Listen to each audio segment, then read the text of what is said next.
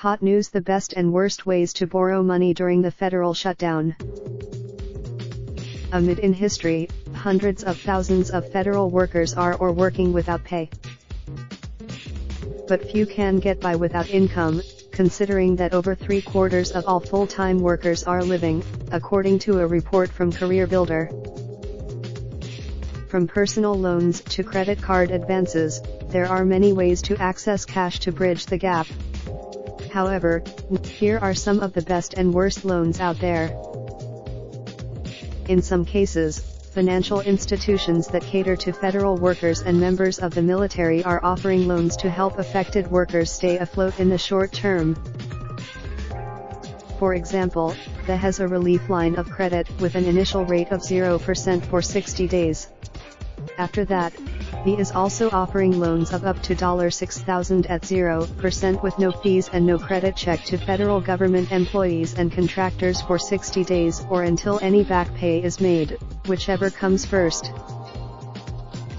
The, known as PenFed, has a similar offer for its members impacted by the shutdown. The USAA, a financial services firm that specializes in customers with a military connection, is offering a one-time, 12-month personal loan with an interest rate of 0.01%.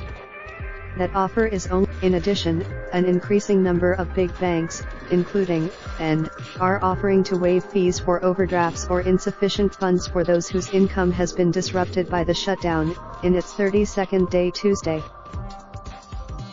Further, mortgage, loan and credit consumers may qualify for forbearance or other payment assistance programs, depending on each individual's circumstances. When it comes to other types of loans, homeowners who can use their homes to access cash, even amid today's tighter lending standards, are considerably more likely to secure favorable terms. The average interest rate on a home equity loan is 5 to 6%, but, under the new tax law, the interest is not tax deductible unless the money is used to improve your home. In addition, the amount of equity today's homeowners are able to tap is at. One of the most common ways to access that equity is through a cash-out refinance, which is when you refinance your current mortgage and take out a bigger mortgage, or a home equity loan. A home equity loan can be withdrawn as a lump sum with a fixed rate and a repayment period, generally of 5 to 15 years, or as a home equity line of credit with a variable rate. Personal loans, or unsecured loans, do not require borrowing against something of value, like a house, which makes them particularly attractive for those without that kind of equity. However, personal loans are also locked in over shorter terms, like 1 to 5 years, and payments are generally automatically deducted from a checking account, which decreases the odds of missing a payment or defaulting. Personal loans are well suited for smaller loan amounts than a typical home equity loan, but more than one would want to run up on credit cards. You generally, anything up to $35,000.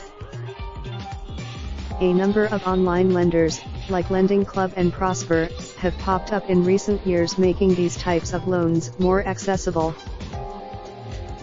The average interest rate on an unsecured loan is currently about 11%, according to Bankrate, although those with very good credit can get a rate as low as 5.5%. That's notably less. Credit cards are one of the most common and also one of the most expensive ways to borrow money. Currently, for example, the Chase Freedom Card has an interest rate of 16.74% to 25.49%, depending on your creditworthiness, but the cash advance April is a flat 26.74%, according to Ted Rossman, an industry analyst at creditcards.com. In addition, consumers must pay a transaction fee which is usually 3 to 5% of the cash advance amount as well as interest on the loan. But before paying 30% interest, or higher for a cash advance, federal law allows workers to borrow up to 50% of their account balance, with a maximum of $50,000. Borrowers then have up to 5 years to pay back their loan, which comes with an interest rate that typically is lower than with other borrowed money, such as credit card advances. There is a significant downside to borrowing from your own retirement account, which is a permanent setback to your retirement planning. Payday loans, also called cash advances, are the worst offenders. Even though these short, depending on your state's laws, payday loans are typically due 2 weeks later and must be paid off in one payment along with a finance.